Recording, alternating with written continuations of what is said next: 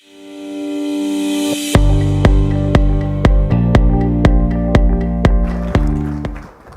morning. Well, I got the coveted 7:45 slot,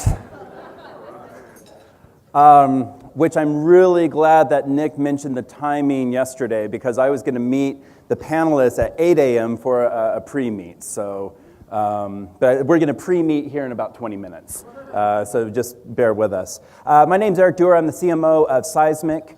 And today I want to be what all of us marketers are, which is self-promotion. And so the last year I've been working with two colleagues on a book called Moment Marketing. And it's a really powerful concept that most of us are familiar with, the difference between kind of like doing broadcast marketing and getting more specific into moments. And so we've been, for, I don't know, better part of a year, meeting with a bunch of agencies, technologists, and marketers about what is this thing, moment marketing, where is it going? So I'm Eric, and then Ken Rufo, a PhD from Emphatic Thinking, and then Randy Wooten, who is the CEO of Rocket Fuel. That's been the collaboration. So when people ask me what is this thing called moment marketing, I think that marketing in general is just one of those, especially if you're in the technology side like I am, is the most complicated, overly complicated explanation of simple things. We do a really good job of making our job seem really important and hard when it's not that hard to get the concept across. And so when people say, what is moment marketing? I say, well, it's really one thing. It's this idea of how we bring intuition to marketing. Now think about this. We as human beings, we all have intuition. We all have moments in our lives that we decide how we're going to handle it. If you're going to ask for a raise and you get an appointment with your boss and you're like all ready and you're nervous and you're like, okay, I've got this all set up, I'm ready to go, I know I'm going to get this raise, I've been doing a great job, and you walk into her room and she's sitting there behind her desk and she's pissed, just upset.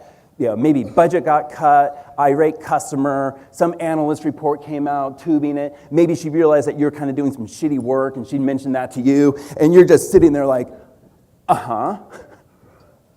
about that raise, yeah. Right, you don't ask. You just don't. You just kind of like walk out of there and shuffle along, and you wait for the right moment to have that conversation. And in marketing, for the last thousands of years, we have never brought that intuition into marketing. We just kind of like hit people over the head all day long. Can I get a raise? Can I get a raise? How much do you love me? How much do you love me? And we just keep doing it again and again and again. And in fact, it's interesting. You see, this is just a great example. I'm from Seattle, so we always pick on Microsoft and Amazon. But if you look at these two ads, like, it's pretty apparent, like, where you would, and if you can't see this, it basically, here's an article about the Microsoft Surface. Hey, it's going to ship. What a great moment to advertise. And then here's a ad from Xbox. Well, it's an ad on Xbox, but the article is about Snoop Dogg saying that Xbox Live sucks and he's going to move to PlayStation. And we think we're all clever because we figured out, hey, context matters, and we can put an Xbox ad next to an Xbox article. But that's not really good. It has no intuition. In fact, for all the conversation about artificial intelligence ruling the world and the robots taking over, there was an article a couple weeks ago talking about how smart is Google's AI to Siri, to Bing, to my favorite AI, which is out of China, is literally called Duerr, which is my last name, spelled the same way. I thought that was awesome. But anyone have an idea of what the kind of the intelligence of AI is right now if you were to compare it to a human? Like IQ or age? Any thoughts? 20%? Yeah, let's do it age. Is Google smarter or dumber than a 30-year-old? Dumber, okay. Let's cut that in half. 15-year-old. Dumber, let's cut that in half. 7-year-old. There you go. See, marketing can do math. It's about a 6-year-old, about a 5-year-old. And so, that's where we are in this journey. Okay, so marketing isn't always intuitive. But we know that timing matters. And yet we still create a ton of marketing. Think of all the ads, think of all the email campaigns, think of all the digital experiences. How many people, when was the last time you clicked on an ad? Really? Not by accident, not when you're on your mobile and you're like, oh shit, what just happened? Oh God. But truly, you saw a moment and you thought, wow, this is really neat. How did they find that? How did they know I wanted to rebuy those boots again? That's just so special. And so, and again, it's just like any time's the right time. We just keep hitting them again and again and again. And so we need to bring this intuition into marketing. And it's really hard to do unless we hire a bunch of 6-year-olds to do it for us. And I'll give you an example of how this change is happening. But first we have to realize, like everyone's talking about transformation, marketing's getting, our jobs are changing so much. But we don't realize how much it is changing. Because as humans, we are really, really bad at recognizing change. People are familiar with like gestalts? Like the idea, like you see an image and then that image can like tweak out and you'll hold on to it. You could be like looking up at a cloud and like, whoa, that looks like Richard Nixon. And then the wind kind of blows it and you're holding on to Richard Nixon as that cloud.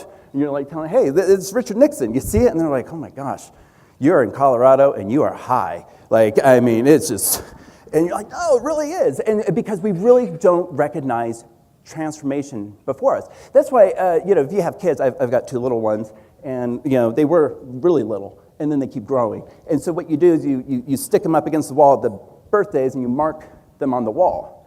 Anyone do that? Yeah, and you're looking at it, and you look at them today versus a year or 2 years ago or 3 years ago, and you're like, holy cow, how did that happen? Because day to day, we don't see change.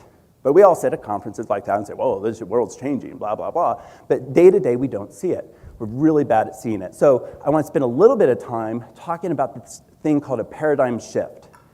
And this was Ken Rufo, co-author of the book. He's going to talk a little bit more on the panel. But the idea that in marketing, we've had kind of these 3 major paradigms.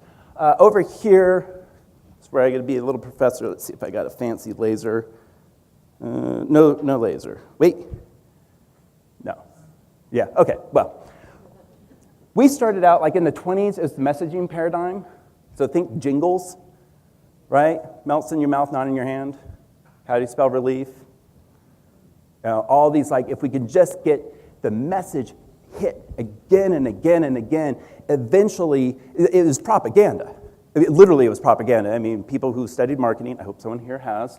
But if you look at that time, it was just, can we just keep hitting them with the same message over and over and over and over again? And you had a lot of great brands emerge during that time. And they got really clever, and the agencies were really good about the messaging. Then along came, after World War II, this whole movement around psychoanalysis, like all the demographic data that we could get, and we said, wow, if we could just get into their minds, if we could determine an audience and get into that zeitgeist, then we could create different type of marketing that was more targeted. And so you saw like the rise of freedom torches, all the smoking ads for women that were exactly timed with the right to vote. So if we could get into the mind of the woman about like smoking is a sign of progress. And so all these ads came out to say we can get into that type of analysis and win people over. McDonald's had, this is actually a real ad that they ran in the 70s to go after the African-American community. And does anyone remember these ads? Has anyone looked at these? They're amazingly offensive. They dropped the G from ing words. So it was dinner time. No tipping, no waiting. They just kept dropping the G. And, because they're like, we'll get into the psychographic and we'll win this audience over. So, another one, OK Cola. You guys remember that? Anyone? Yeah, a few. Was it okay? No. It turned out it was less than okay. OK Cola was a product that came out in the 90s that was trying to tap into the the psychology of the kind of Nirvana flannel, again, Seattle guy, like, hey, life sucks, I don't, life's crap. Like, you want, crappy, sucky was good. And so OK Cola was just like, it's okay. And so they were trying to get into that, smells like Teen Spirit sort of moment. And they created this cola that really was supposed to be not good. And they put all this money into it. Well, it didn't work, obviously. And so that was this audience paradigm that we lived in. And now we're in the moment paradigm. And this is starting to emerge. You're seeing people like Facebook talk about moments, Google talking about moments, Twitter obviously talking about moment marketing, like, hey, there's this opportunity within the stream to pop this, this thing out. It's just magical how it all works. Oreo is like the classic marketing case of oops, lights went out, hey, let's do something in that moment and capture that moment. So it's all very kind of cool, but how do we do it? I don't think anyone's saying, holy shit, right message at the right time, right moment, this guy's great. This isn't new, but how do we actually do it? And that's what I want to talk about. The first thing we need is we need to get data. And I know it's 8, and you're like, data, great, this is going to be really boring. Ad tech CMO to talk about data. I'm going to talk about it in a slightly different way. Anyone know this? A what? Olive oil press. That's a new one. Yeah, I think maybe flip it. Yeah, someone once said a cow. I thought that was good. I was like, you might need glasses.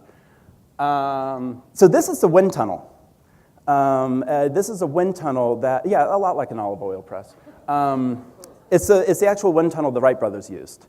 And if you go back, story time with marketing, okay, so go back to 1901 or 1903 when the Wright brothers were figuring out how to fly. And at that time, there's a lot of people trying to figure out how to get an airplane up and off the ground. If you were in the airplane making business, it was a really hard business to do. Because what they would do is they'd create these gliders, and they would stick somebody in it, and then they would run it off a cliff, and hopefully it would fly. And at that point, approximately, I'm not sure of the math, but I'm pretty sure 0% of them flew. And so, especially if you have brothers, hey, who gets to go in at this time? And there was a little bit of a debate. And so it was costly, and it took a lot of time, and they had a bike business to run. And so what they did is, they just kept looking at the equation around lift. How do we get the wings to actually get lift? And it kept, they kept doing it and doing it, and they looked at it and they said, well, we're just not getting the performance that the math is showing. We should be able to get more lift, but we're either building it wrong or maybe the equation's wrong. Maybe we don't have the right equation that the Germans were at that time creating around the lift equation. So they went and they didn't invent the wind tunnel. It was actually invented hundreds of years prior, but they were the first ones to just implement it. And they were able to do, instead of a plane a day or a plane a month, they were able to do hundreds of models around wings. And in 2 months' period of time, they knew more about wing design for the glider, more about lift than anyone else in the world. They went from 2 bicycle guys to being the foremost experts on lift. And what they discovered is the reason they weren't getting the performance is because the equation was wrong. They were able to get the subscale data that they couldn't see taking a step back in order to do it. And check this out. This is amazing. This over here was on the left side. This is the wing design in approximately October, and it looks like kind of Da Vinci-esque. And then if you kind of zoom in here, this is the one that they did just 90 days later.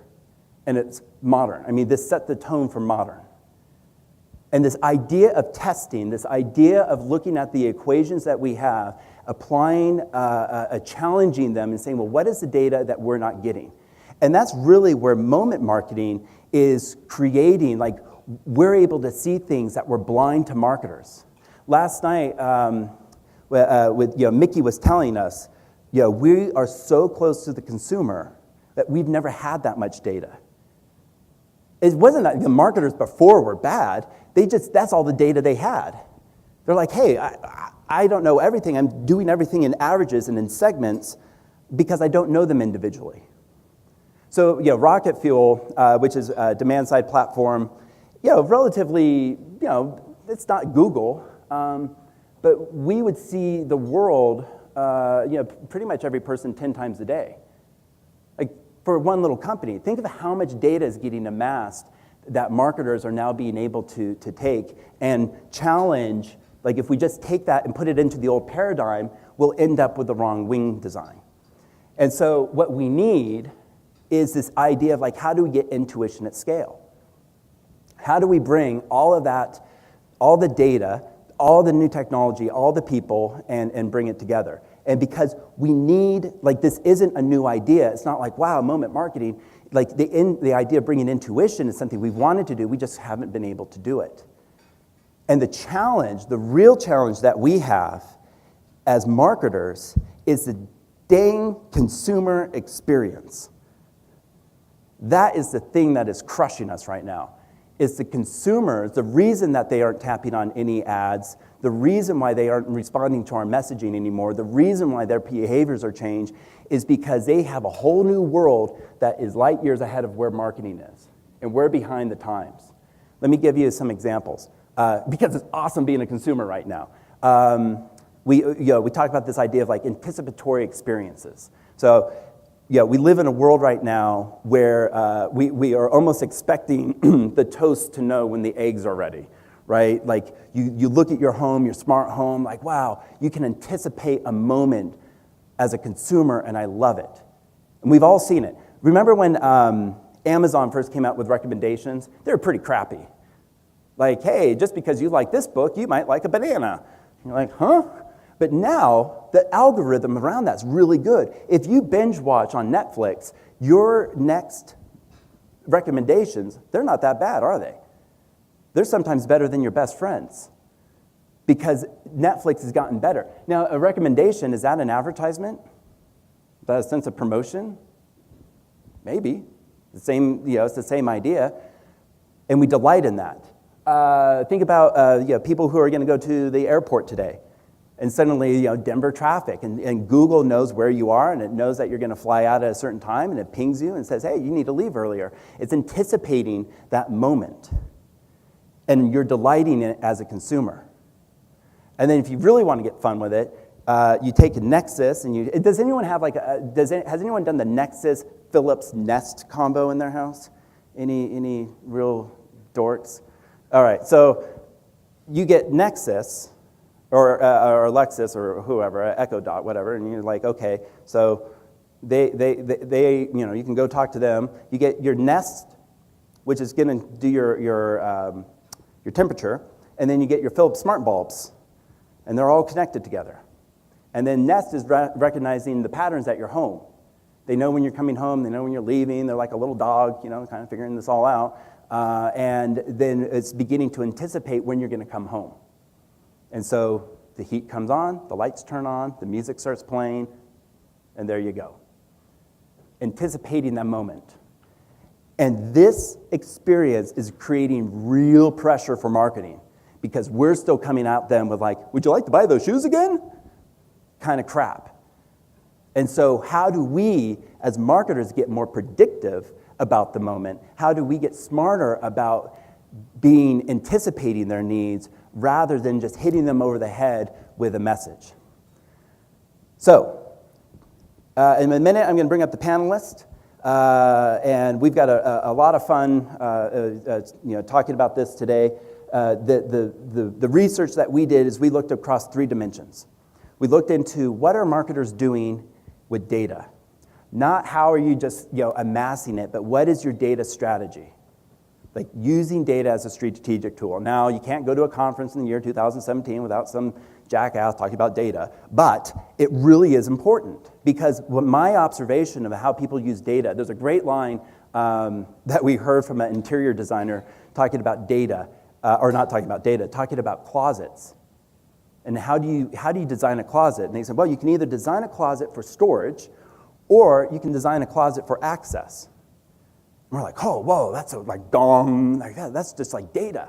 Like how many marketers and organizations are creating data for storage? We just amass it, versus how many marketers are actually thinking about how do we access it? It's a very different strategic framework. That's number one. Number two is technology. Holy cow.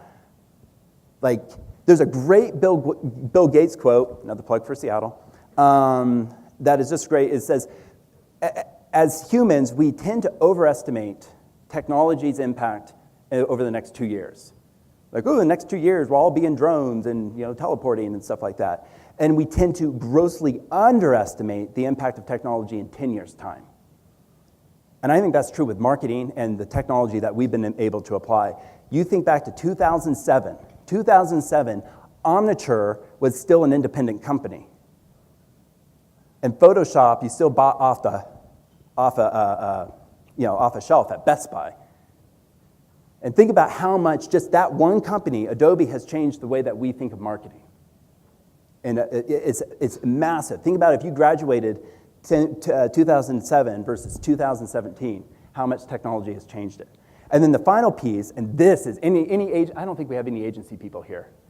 No, they're all outside smoking right now. Like, they are freaking out because the agency model is coming under such pressure. Because the old days of like, hey, I'm going to go create a bunch of media and charge you 20%, and whether it's good or not, that world is now done. And now we have other agencies or people who are helping us as marketers service this, and it's changing. And so as we think about this, what is the data strategy, the technology strategy, and the services strategy? And that's what we want to talk about for the remaining of our time this morning. Sound good? Yep. All right. So let's get our panelists up here. And there they are. They are full of energy this morning. Come on. So we have, in no particular order, why don't you sit over on that side? I'll be here on my... Yeah, grab a seat. We have Raul. Okay, so everyone jiving with this? Okay, you're still awake? You're right with me? Okay. This is the hardest part for me because I have to ask questions. I like to talk. So what we'll do is we have Raul from Uber. We have Ken from Emphatic Thinking. He's the only agency guy here. He is not smoking. We have Dan from Clear Channel, CMO of Clear Channel, and we have Randy Wooten from the CEO representing Rockefeller, so kind of a technologist, at-a-home agency, and people who know more about you than you do. And so we're going to get started. And if you guys could just go, let's just go down and explain a little bit about what you do. Hi, I'm Rahul, and I lead global marketing negotiations at Uber. It's probably what you would familiarly know as procurement, but we don't call it that there because ultimately, at the end of the day, procurement is a bad word, and what we do is really good work, so we just renamed it.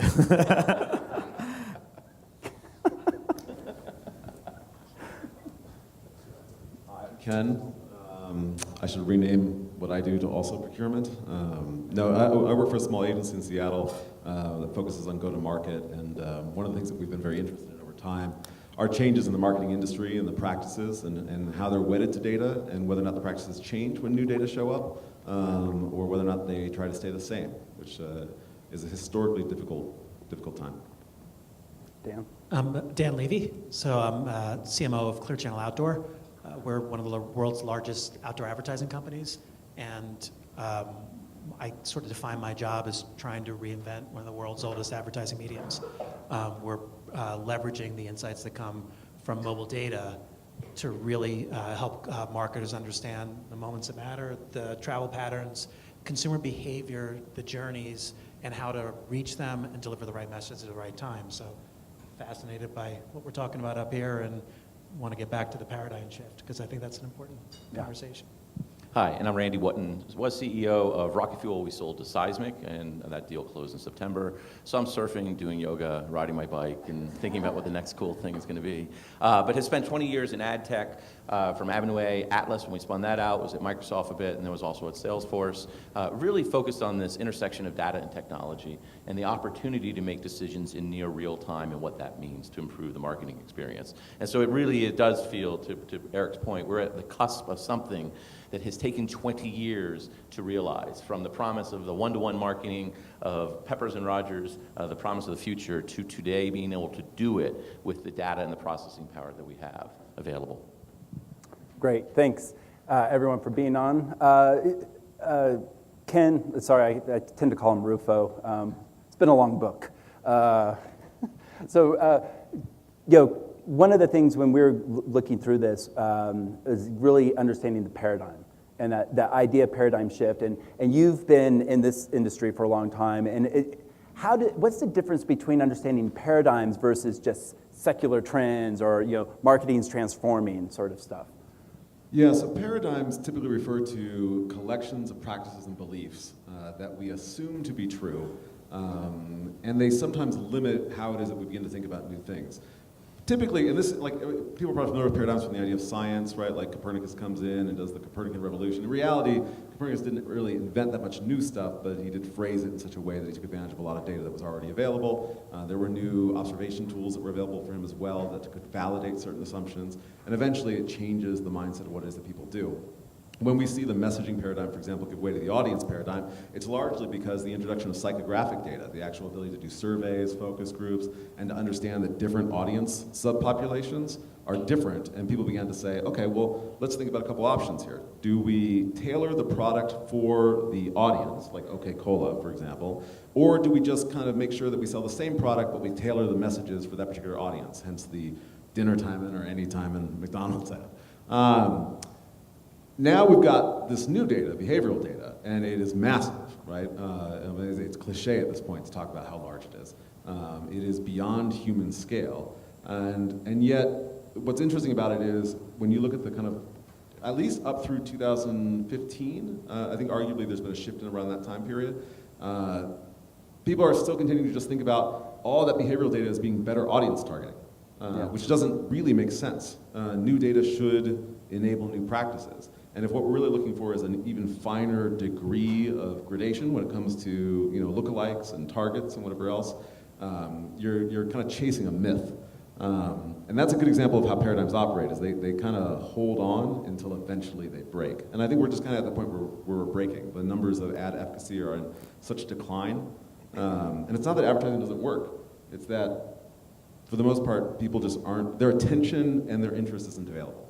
And that's the cool thing about where we are right now with all the data that we have, is we actually have the ability to say, oh, their attention is available right now. And if it's not available, let's not spend money on an ad.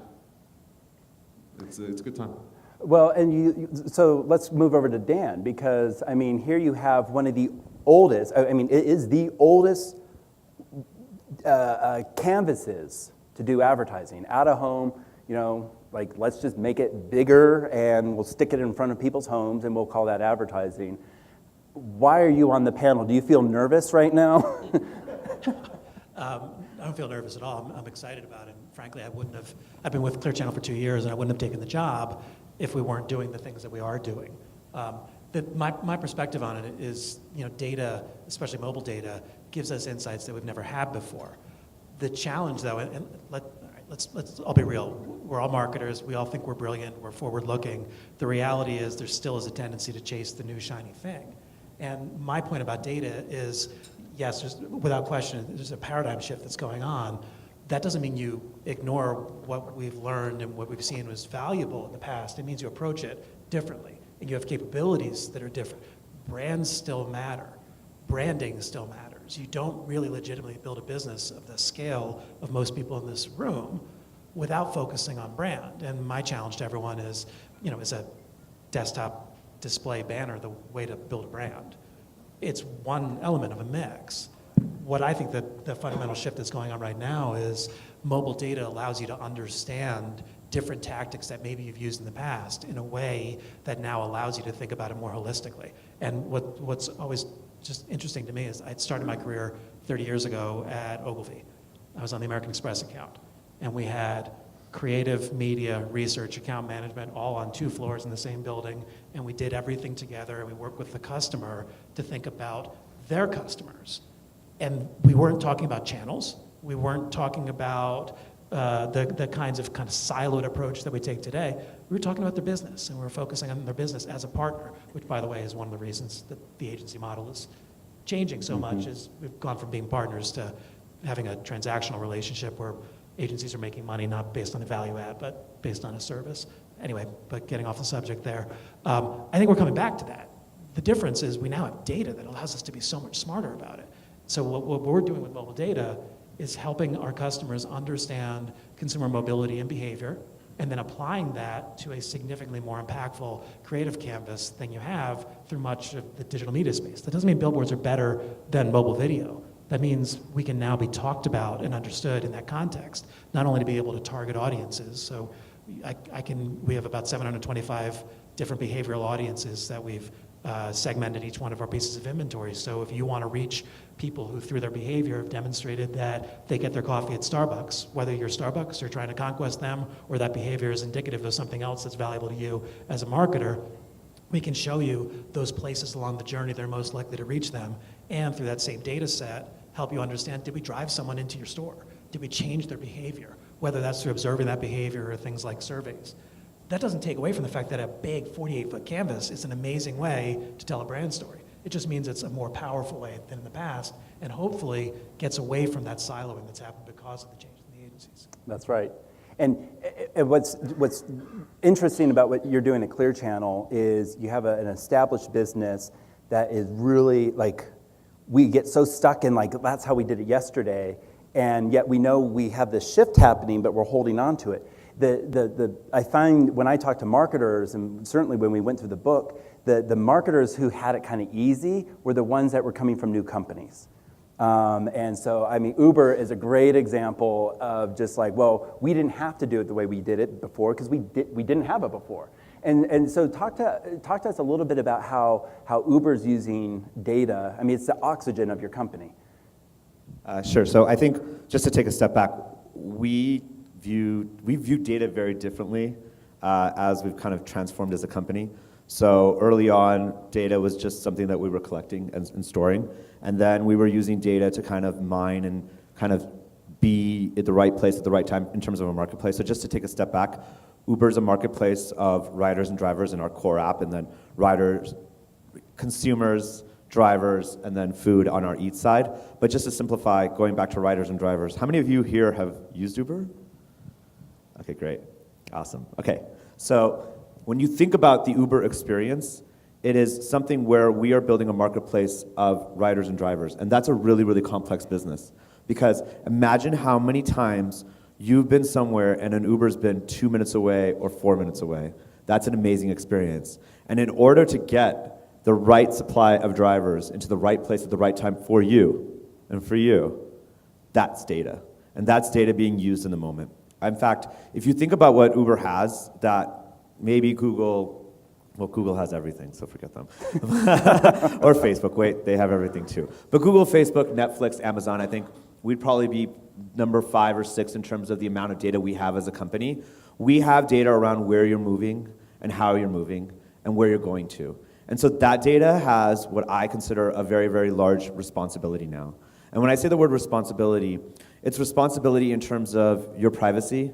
It's responsibility in terms of understanding that it should be only used for your benefit and not for anybody else's benefit. And then I think the third responsibility is in terms of how safe we keep it. So I think the word data, like you said, it's not just storage. I think it's got to be a responsibility that we have now. And I think one area of the world that's doing a really great job of this is Europe. They have upcoming legislation right now that's really taking seriously people's data. And I think that a lot of companies come to us and say, are you worried about that? We've got a lot of compliance to do to be, compliant with it. I think it's called the GDPR. So the GDPR basically says if we don't take your data responsibly and make sure we tell you guys where it is, we'll get 4% of our revenue. People come to us and say, are you scared? And I'm like, no, we should be excited about this. This means that good companies are doing good work, and good companies that are taking data and using it responsibly are going to be rewarded, and companies that are not are going to be penalized. And so when we think about this world tomorrow and your children's world tomorrow, think about it as a responsibility. And with it, so I'm going to shift over to Randy, because as well at Rocket Fuel, Rocket Fuel had bought a company called X+1. This was a data management platform. Anyone have data management platform, DMPs? I don't want to get ad techy jargony, but basically, you sell in, this platform that handles identity and cross-channel is super powerful for a marketer. But Randy, even like over a 2-year period of time, how did those conversations change from hey, we're going to get this, as a tactical tool to the board, has to get involved in this decision? Yeah, well, two things. One is, and I think you're absolutely spot on, Rahul, with the idea of data and having a responsibility for that data. The idea of a data strategy, including data governance, which data you're going to collect, where you're going to collect it, how you're going to activate it, what are you going to append to it, so first-party data, second-party data, third-party data. What we find when we talk with most marketers at large companies is their data resides in lots of different silos. So you'll have data in an SFA, or you'll have data in a CRM, or you'll have data in an email system. And the challenge is trying to bring all that data together into one unified view of the customer, right? Customer profiles. And so the data management platform is really becoming an interesting tool because it's not going to replace the legacy Oracle systems, but it's going to be an overlay that enables you to kind of collect and pull in the information from lots of different systems of record so you can turn it into a system of action. And so I think new companies that build from the ground up in the cloud or with this idea of profiles at the core and really understanding the relationship you have with your consumer that you're collecting in the DMP have an advantage over some of the bigger customers. It's amazing that we've worked with some of the largest financial services in the world for, well, Rocket Fuel's been around for 10 years, but they've worked with them for about 8 years, and they're still working through their legacy data systems. And so I would encourage you all as marketers, even if you don't have a lot of first-party data and are starting to think about it, is going back and asking, well, what is our data strategy? Because that changes the entire way you're thinking about how you're going to engage your consumers. Last night, the ladies were talking about being consumer-friendly, or really understanding the consumer and insights and driving that. That comes from data.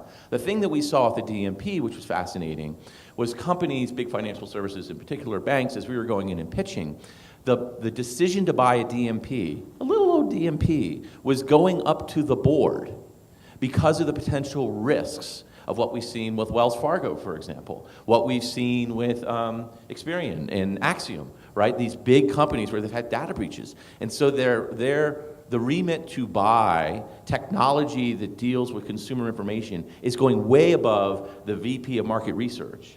It's going above the CMO. It's going above the CEO. It's going to public company boards to approve which company they're going to work with as a DMP. I think this is one of the reasons why you're seeing DMPs being integrated into the large marketing clouds. So Salesforce bought Crocs, Oracle has BlueKai, Adobe has theirs, SAP similarly. It's because it has to be one of these large enterprise customers that has lots of regulations, has lots of lawyers to build the infrastructure and protection around your all's consumers' information. What's fascinating is, you look at all that and you're like, oh, I've got enough to worry about. So what were we doing before and why wasn't it working, rather than take on this risk? And so what a lot of people, as we're talking to marketers, they're buying data. You're buying segments. You're saying, hey, who's in the car market or who's in the travel market? That's fine. But think about it. If you work for Toyota and you're going to go buy the car segment, that may be 6 weeks old. And what's stopping Mazda from buying that? So you're kind of going after the same people. It's not in the moment. It's more audience-based, rather than being able to unlock that first-party data. And it really is one of the biggest assets we have as marketers that we just don't use to get to that moment. And because if you don't have the data, you don't have the oxygen. And so I think it's a really interesting perspective on data here. I want to shift into another big topic to make this kind of happen. So you have the data, but then we have the decisioning. You have to make a decision. In my story with the boss, I had intuition not to ask for the raise. So how do we bring intuition into marketing at a decisioning level in real time? And so we've been hearing a lot about artificial intelligence. an artificial intelligence role in marketing. Raul, I'm going to go to you because AI is a big part of the Uber story and the Uber experience. So how do you guys think about artificial intelligence as it unlocking the data? Yeah, I think the word, again, comes down to responsibility. And I think the reason we keep talking about responsibility is because of the power of AI. AI can do so many things for you, right? So as an example, when we were thinking about meeting our supply chains, we're no longer going in and putting in algorithms. We're literally getting people to the door and knowing where you're at. It's actually knowing where you're going next and anticipating that as well. So, and then if you think about, how many of you guys have used Pool? Yeah. All right, you guys are above our demographic for Pool. But if you guys have children, they might have used Remember, Pool. he's not working anymore. So I got to go between yoga and my biking. So you use Black. So for those of you who are familiar at least with the Pool product is basically a rideshare program where it's kind of like taking the bus when you were a child, and you're kind of going from point A to point B, but you may go from point A to point A +1, +2, and then a point B, but you'll get the ride for around 40 to 50% of what you would have paid. So in order to get and anticipate that kind of movement, you have to be super smart, and you have to use technology that allows you to go and understand who's going to be along that way, and is that along the way, that intuition that you're talking about, going to make a rider pissed off because now you went 5 minutes out of the way versus 6 minutes out of the way versus 7 minutes out of the way. And so instead of Rahul or someone at my company making the decision of about 5 minutes versus 6 minutes versus 7 minutes, we're using proxies along the lines of like, how satisfied was the rider after their trip with a 5 minute, 6 minute, and 7 minute wait call? And so we're using AI to tell us the answers to questions as opposed to us trying to make decisions ourselves. There is some danger to that. So when we take a step back and think about marketing, how many of you guys are familiar with incrementality testing? Okay, so if you think about multi-touch attribution and the failures around last click, one of the things that's come out today from a lot of sophisticated marketing companies and agencies is to come back to us and say, please use incrementality testing. So an example of incrementality testing is Facebook plus Google advertising equals X revenue, and in another group, Facebook plus affiliate advertising equals X revenue, or Y revenue. And so you compare X revenue and you compare Y revenue, and then you're able to build an incrementality test about A plus B, and A plus C, right? And so what we're trying to do as a company is use AI to determine what channels are effective for us in terms of getting the customer journey right. Because it's really, really hard to get a path to conversion sometimes. So one of the intermediary steps between a path to conversion and just using last click is this step called incrementality testing. And there, we're starting to get smarter about saying, okay, who's actually telling us, what channels are actually working for us? And again, their AI is helping us as well. yeah, almost like wind tunnel. Yep. Rufo, when we were going through looking at AI within marketing, it seems like a subject that a lot of people are talking about, but maybe not with a complete understanding. So as a professor, walk us through like this world of artificial intelligence as it relates to marketing, and really bringing these moments to life. Okay, so I'm a communications PhD, which means that I can talk about this, and then that's it. Yeah, but they're marketing people, so it won't matter. That's a good point. Yeah. I think the way to think about it right now is that the real value of AI or machine learning, and there are technical distinctions between these things that people debate, is that when you have the amount of data that we have, it's just beyond the possibility of human comprehension to be able to make the sorts of decisions that we need to make. So if we think about, like, let's imagine you come home from a business trip, and sometime that week, or just imagine your spouse has a bad day. Sometime that week, for those of you who are married. And you buy them flowers. That's just good timing. You knew they had a bad day or a busy day, and you bought them flowers, and that's a nice thing. If you come home from a business trip and immediately buy them flowers, it's bad timing. It sends wrong signals, potentially, right? People can interpret this in a variety of ways. If someone gets paid, they're eager to spend their money. they're excited to go do it. Hit them up with advertising at that point in time. It's good timing. If it's just a few days before payday, given the amount of time people spend, we're going paycheck to paycheck and not saving money, that's a bad time to hit them with advertising. I think the thing that's fascinating about what AI offers is that, look, if you look at the stats on this, and people talk about this all the time, like advertising is dying, and it's true if you look at the numbers. Like over time, the ad efficacy rates are really low and trending downward. But it's mostly because there's just a lot of noise in the system. There's just a lot of advertising that you just don't want to see. I think all of us have clicked on ads. We just don't click on the vast majority of the ads. And that's a vast majority of just wasted ad spend. And it annoys people, and they lose trust in advertising over time. And what I think machine learning has the potential to do is to look, and especially if you look at like there's interesting research on this about first-party data machine learning as like an initial feed, as opposed to third-party segmentation, to try to figure out what does your customer actually act like. Not what do they look like, but what do they act like? What are their behaviors? And then, like, could we look for people with similar behaviors and then make generalized statements about subpopulations in terms of the timing in which we should engage those individuals, so that we're not having like a 2% ad effectiveness rate. We are only paying for 2%, and we'll pay more for those spaces, and that'll be how the bid process works. But the chance of those ads actually being seen and engaged and effective is significantly higher. Yeah, I like that. The concept between moving from a look-alike to the act-alike, the active person. Dan, for you, how are you guys looking at decisioning and creating those moments based off the data? So part of the answer to that is driven by the nature of our business. So we are one of the largest digital out-of-home companies out there, but we still have a tremendous amount of inventory that marketers use effectively that's printed billboards. And so we're kind of going down two parallel paths. We're looking at data not based on the form of the display, but the audience, the location, the moments, the behaviors.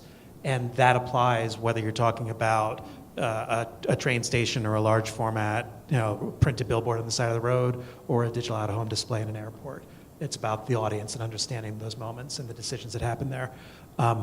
In parallel to that, we have a programmatic offering where we've taken all of our digital inventory, used that data and those insights to help marketers understand the value of those audiences that are reached, but making those audiences available in the cross-channel DSPs that are already being used, and allowing our marketers, our customers, to use their same data set to decision against our audiences in the same way they would any other channel. And so for us, it's about bringing our audiences and our capabilities to the world that developed outside of billboards. Yeah, and I liked when we were talking earlier, this idea, like if you walk through an airport, your device knows that you did that, and you know what marketers were in that. Like in the SeaTac airport, Amazon has taken it over. I mean, you cannot go anywhere without seeing an AWS ad, and then you go home, you check the weather on an app, and I mean, you can stitch that together, right? Well, and so that's the beauty of it. What we're talking about here is, we all travel and we all understand. All you got to do is go into an airport to understand that out-of-home can be very effective. And there are a lot of brands in this room that have run ads in airports because we all know that business travelers are there. Well, the reality is there's a whole lot of, I used to work with a woman who called it the fanny pack crowd. There's a whole lot of consumers that are in airports as well. And so where we're going with that is just getting more granular to understand not just the airport behavior, or said differently, the behavior of people who fly, and instead getting into what's the difference between SeaTac and the airport in Minneapolis and O'Hare and the DC airports in terms of broad audiences, and then looking at the difference between one terminal and another, and then you start to get more granular to the point where we can start to have conversations about this display in this terminal tends to reach this type of audience. Why? Well, you can make some very broad, high-level inferences from it, the difference between someone who is in a JetBlue terminal versus a Delta terminal, right? At a really high level, Delta tends to have more business travelers than JetBlue. That's not good enough anymore, right? So now we got to go layers deeper than that to understand, well, what's the actual behavior? And what we start talking about is not just who's there, but why are they there? Where were they before? Where are they going afterwards? That's ultimately what you guys need to understand. It's not just someone in an airport is a good target, which they are. It's let's go deeper than that and talk about how do we decision against that in the same way that you would any other audience. When you probably can, based off terminal and concourse, understand sentiment. So if they're in a United terminal, they're probably not happy, right? And free drink coupons. Okay, so Randy, one of the things that the machines have come to take over the world, we have all the data, but it turns out we still need people. And so as we think about the hands on the keyboard, like the different framing of thinking, like what are you seeing from both the marketing side and the agency side of people adapting to the new paradigm? Yeah, and this falls under that last section around services, and just to blow that out a little bit, meaning what are the capabilities you need on your team as a marketer? Who are you going to hire? What are you going to hire versus what are you going to use an agency for? Are they going to be your creative? Are they going to be your media planning and buying? Are they going to be your data and analytics on the back end? Or are you going to use someone like a system integrator like Accenture or PwC? So the idea of services is what are the set of capabilities that you need on your team to be successful? And think about it, as marketers, most of us have come up through the creative side, or that's the sexy, is go build the Mad Men, as someone was talking about the other day, rather than the Math Men. And now there is a whole shift to this world of having more math and being able to understand the data. Trying to find those people as marketers is really hard. I don't know if you've all seen the AI employment statistics. Something college kids coming out are making $250,000 a year as a comp sci focused in AI machine learning. You can make $500,000 with 3 years of experience. Like, to compete to get that type of capability is very, very hard in the marketplace for most of us. What we're finding is that agencies, they're coming to terms as well with what are the set of capabilities they need on their teams in a model where it used to be about time and effort, and it was a body shop, and so you had media planners and buyers who were inputting into systems, media mix models, inputting into systems. In a world with AI-powered insights, where the media mix is done automatically and the buying is done automatically, the shift in capability is to those folks in the back end who are able to provide the insights.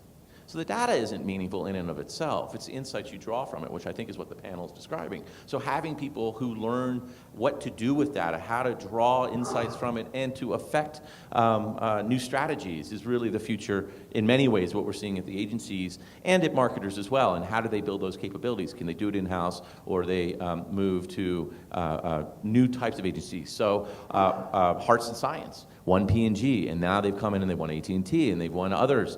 There's several other agencies who've come very explicitly at this target of the intersection of data and analytics and technology, and how can they offer differentiation there. So I do think that AI is not putting people out of jobs necessarily, it's shifting where people add value. How do they take action from the output versus being involved in the input? Can I just jump in? Because what you're touching on is, to me, one of the scariest things as a marketer.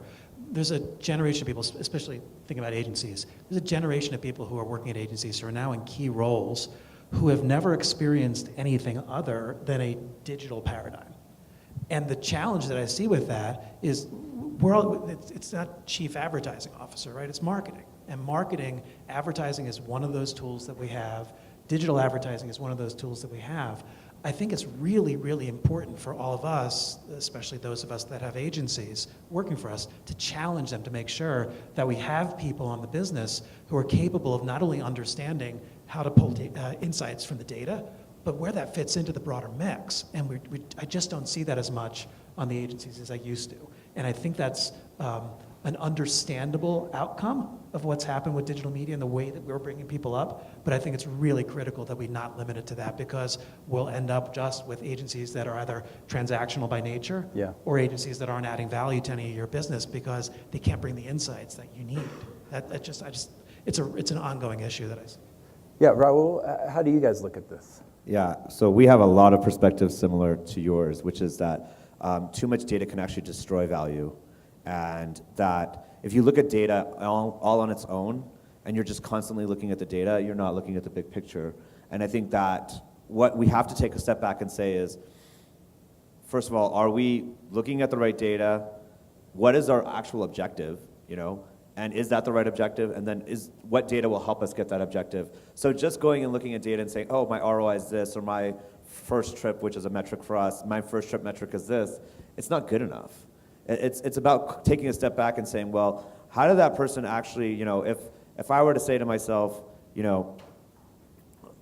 just to take a step back, I think the one thing I ask everyone on my team and the marketing team in general is to say is that ask the question why 5 times. Don't just look at a number and run with it, because numbers are dangerous. Anyone can use a statistic to make a point.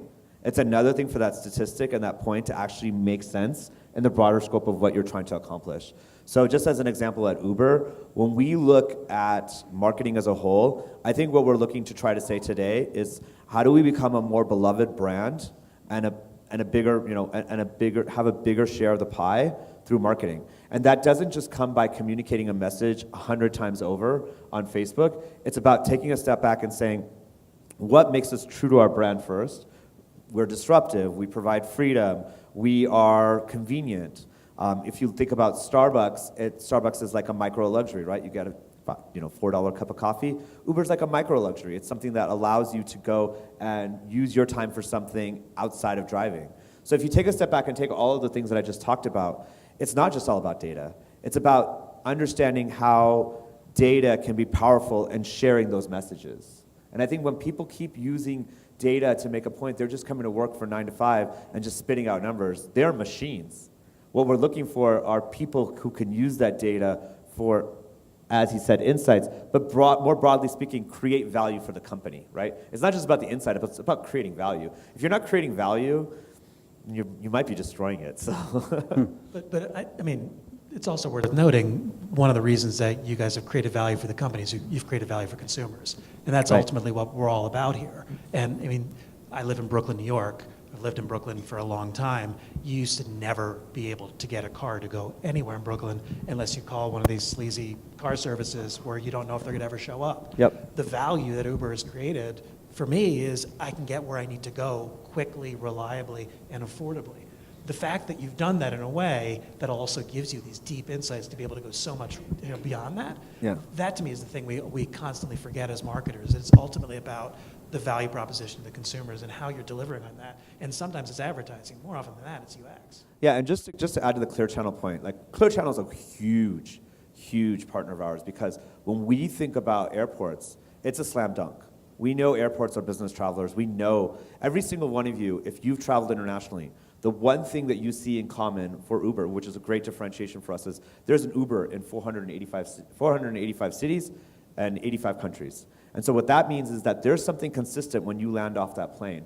And to have billboard advertising there, we don't actually have a question around, does billboard advertising work and at what level? And yeah, we can do all the econometrics around it and the media mix modeling around it.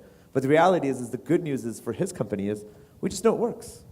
And that's the best metric. It works, right? So simple. You could slice it and dice it 100 different ways with data, but sometimes taking a step back and just knowing it works is really valuable too. It's almost like intuition. Yeah, absolutely, absolutely. Well, but the beauty of that is, it works because it works, and you're there, and it just makes logical sense. It's intuitive. The beauty is what we're doing with mobile data these days. For brands that don't have that ability to make that direct connection, we also can do that. So we can show that it is incrementality testing, right? We're showing with the one variable being exposure to a billboard ad, how does that change behavior? And we're able to show that billboard ads drive people into a McDonald's more likely than people who haven't seen them, or to a 24-hour fitness gym, or to a consumer electronics store, or you name it. We have all these different examples and case studies, and happy to share any of them with anyone who wants to talk about them afterwards, where we're able to show to brands that maybe in their gut think that it works, that it actually did. The key thing, though, is we can do that in a way that also allows us to play into the data ecosystem. So we can pass exposed IDs to brands so that we're not coming to you and saying, look how wonderful we are, but you can actually understand that exposed audience and ingest that into your systems to be able to say, well, what's the incremental value of that out-of-home exposed consumer versus all the other channels you have? And that to me is what the game changer is as far as mobile data. That's right. And I've got one last question because I see Nick lurching at the side here. But I'm going to go back to you, Ken, because we did talk about like the difference between in paradigms. People have been talking about moments, right? For a couple years now. What makes this actually possible for this room to embrace it, or is this something that's still out in the future?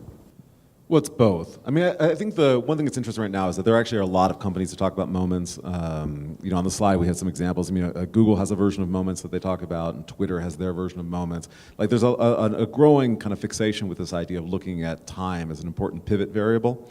But there's still a lot of things that we don't know that we're waiting on the insights on. And let's just take like a really simple concept like viewability. Viewability is the amount of an ad that someone sees. Well, okay, there's just that idea invites a variety of other meta variables and attributes. Is it the amount of the degree of quality of the ad that they see? Are there certain color combinations that people are predisposed to? Is it exposure time? In other words, I see 100% of the ad, but I only see it for a second. I see 10% of the ad, just enough to get the logo, but I see it for a minute. Which ones of these things actually affect? And the answer is that there isn't a universal answer to this, right? Different people have different dispositions, and a lot of it will depend on what they're doing. There's a cognitive science concept called task positivity. Anyone familiar with this? This is the idea that sometimes you're really focused on getting something done, right? Like maybe you're a big fantasy baseball league people. I'm not, but I hear it's a thing. And you want to go see how your team did. And so you begin, you go and you research. That is not the time to hit you up with a mattress ad.